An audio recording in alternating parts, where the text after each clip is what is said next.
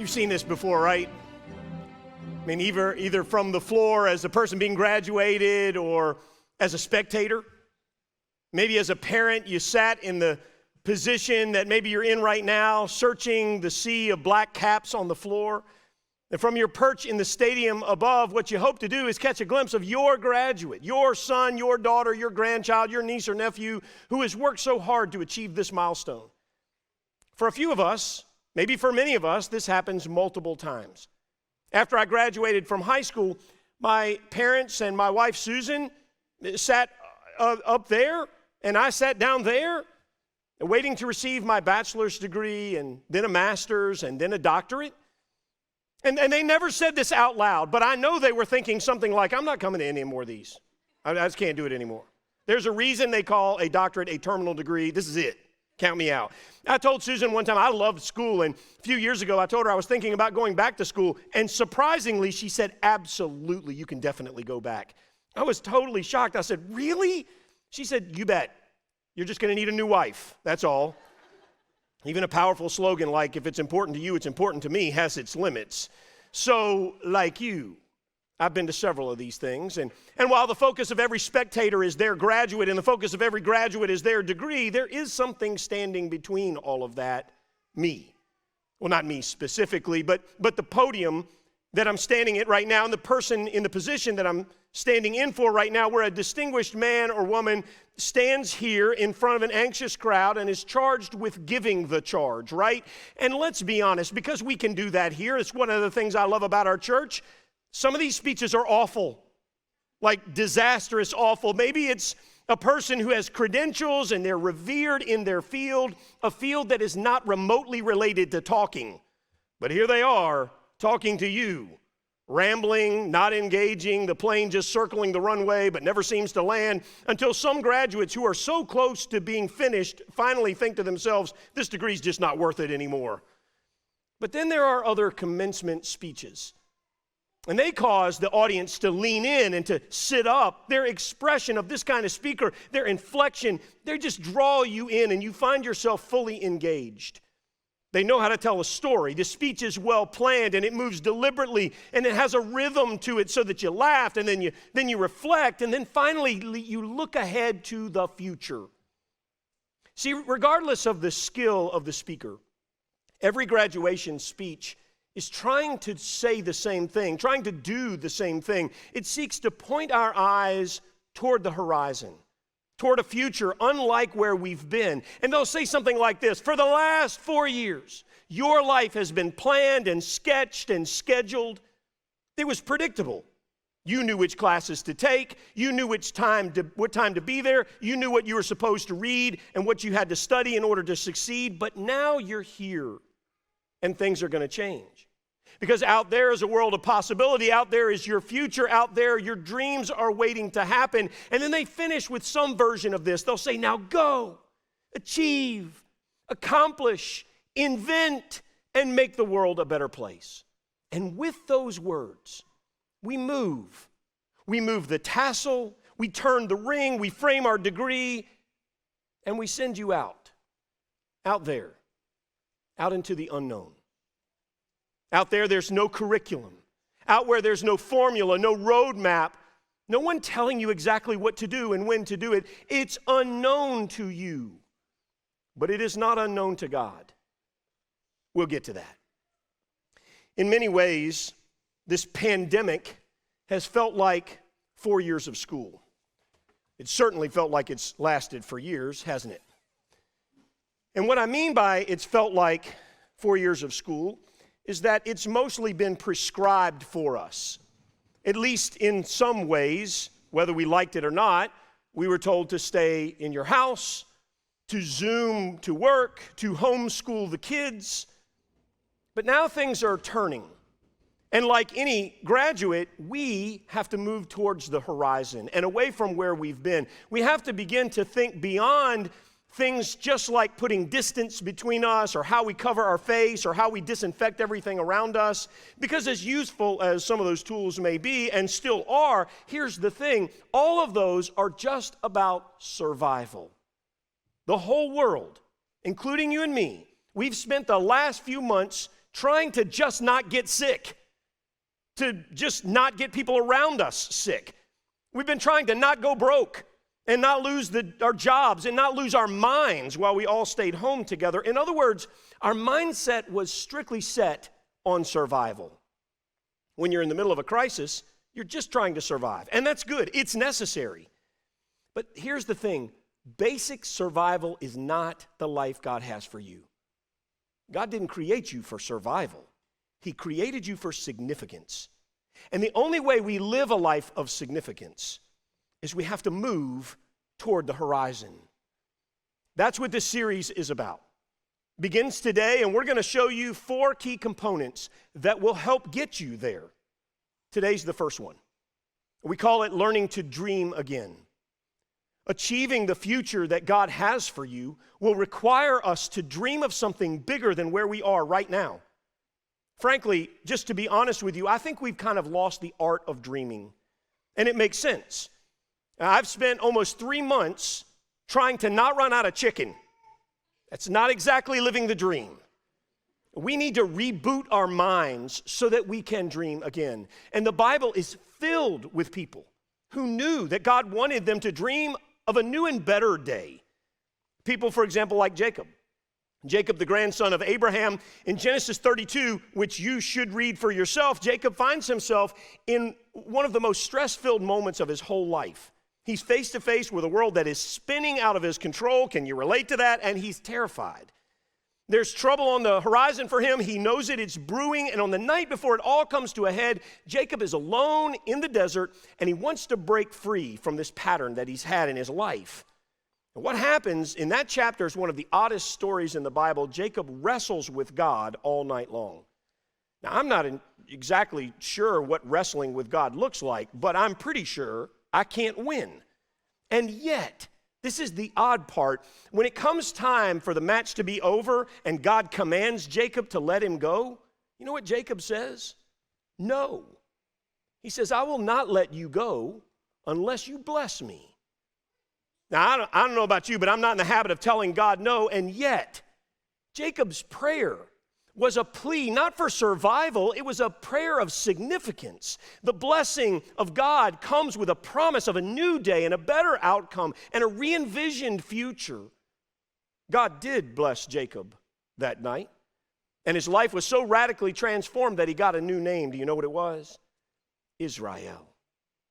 The new name and the new future that came with it came because Jacob wrestled with God as he sought a new dream for his life and for his people. Then there's King David. He comes to mind. Described in the Bible as a man after God's own heart. One time, he vowed he wouldn't eat until God answered his prayer. David looked to the horizon. He dreamed a new dream and prayed like crazy that God would actually deliver it. Then there's this story in Mark chapter 2 where these 4 guys dream a new dream for their paralyzed friend. Maybe you've heard it.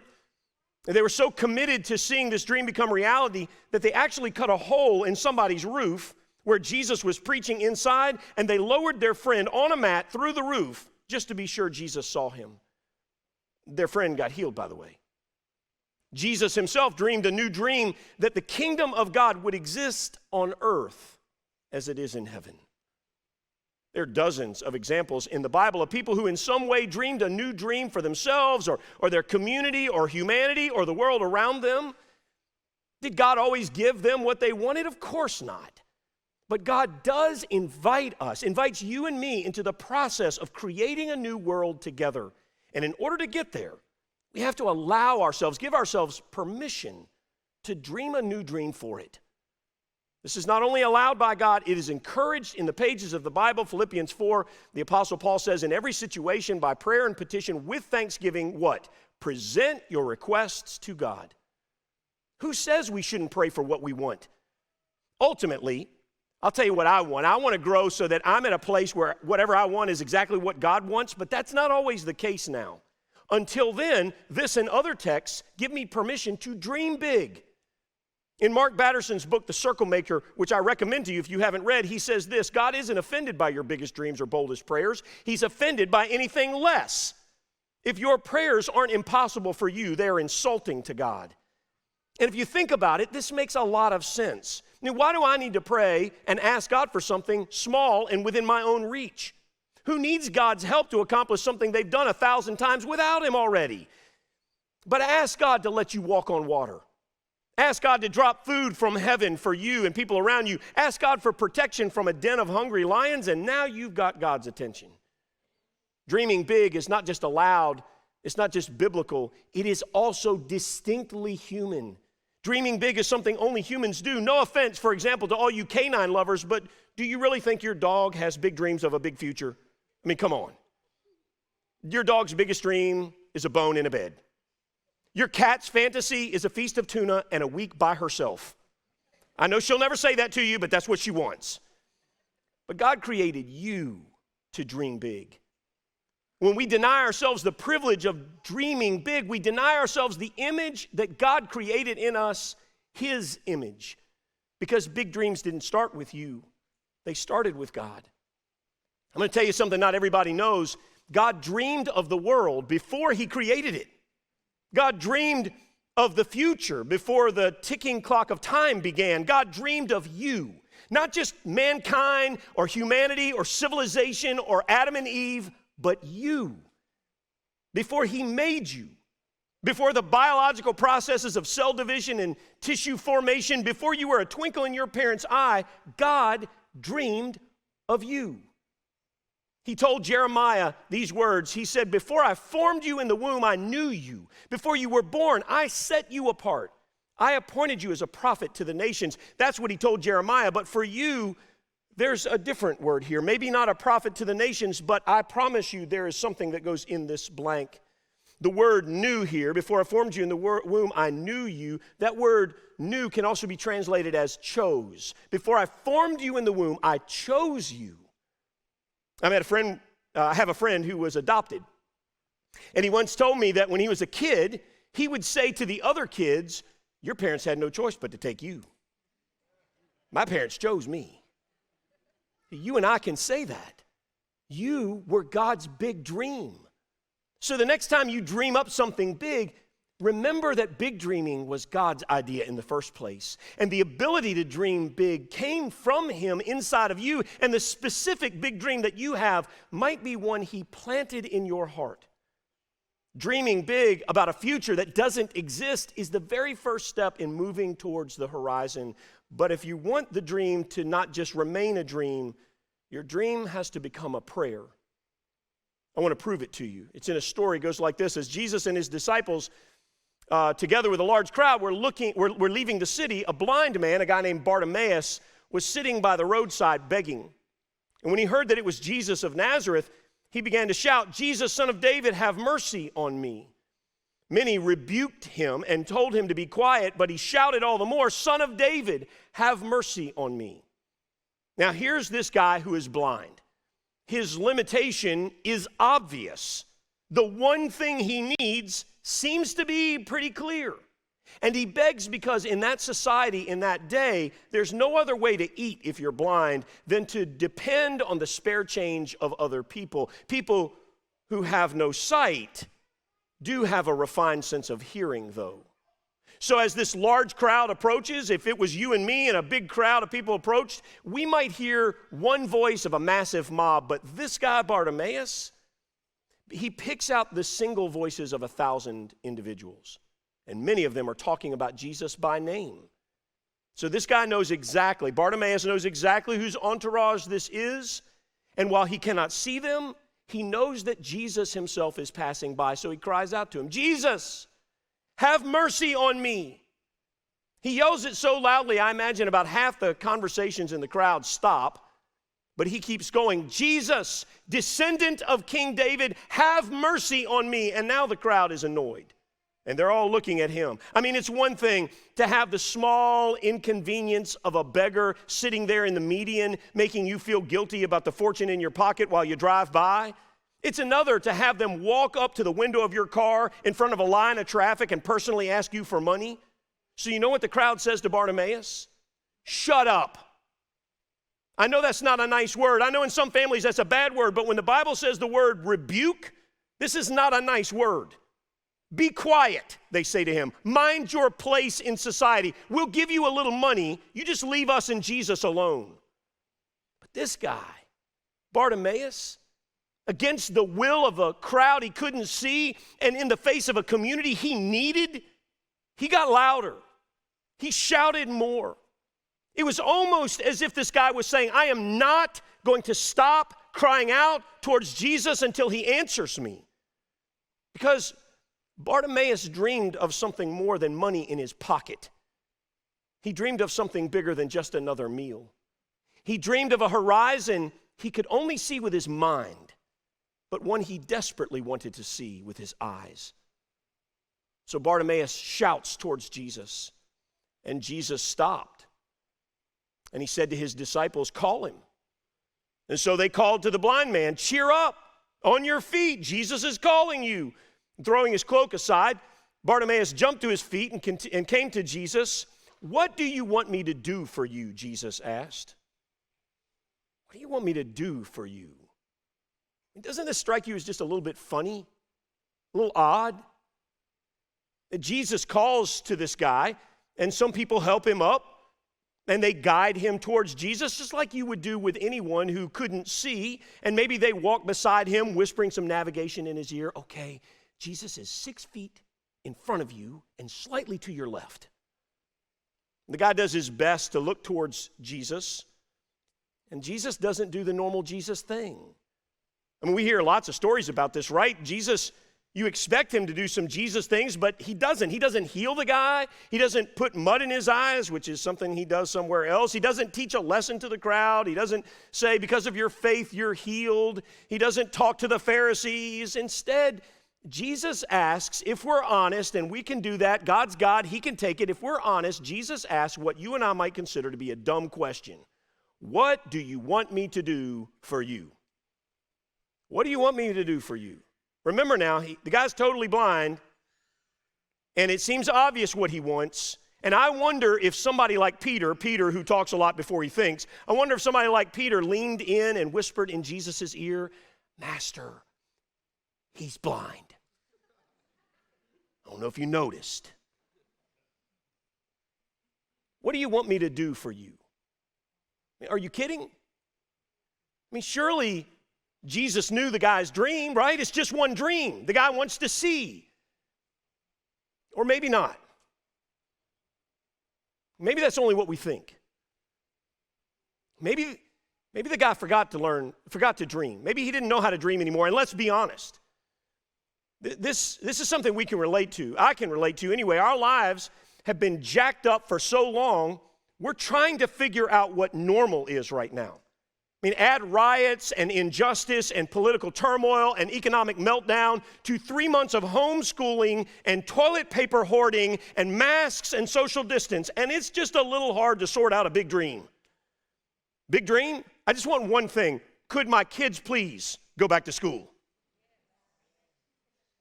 Or somebody just take them, whatever. Just one thing. Could everybody just stop yelling at each other? Just one thing. Could we just end this violence? Just one thing. Can I just go see a movie? I just want one thing. Our lives have been broken for so long. I think we've forgotten how to dream big. And the question Jesus asks this guy on this day is one that we ought to ponder ourselves. What do you want me to do for you? And Jesus asks Bartimaeus to name his dream, and I think he's still asking this question. Would you be able to answer it with a big dream? Now, I know there are people who think their dream is big. They think about, I dream about being a billionaire or a rock star or a Hollywood trendsetter, and I guess that's okay. But if I can be honest with you, that kind of a dream falls short. Like a blind guy asking God for more money, those dreams don't begin to tap into the kind of dreams that God wants us to dream about and the kind of dreams that God can actually make happen. If God looked at you and asked, what do you want me to do for you? What would you say? We have to learn how to dream big again. And even when we do, even when we give God our biggest dream, we have to know that God's dreams are even bigger than whatever we can imagine. I met my friend Beth Stoddard when she moved nearby in the middle of a family meltdown and in the deep pain of a marriage failure. And we were talking recently about this in the context of dreaming again, and she said to me, my dream back then was just to keep my children together and keep food on the table. I couldn't see more than that, but in spite of what I had done, God had a dream for me that was far more than just surviving.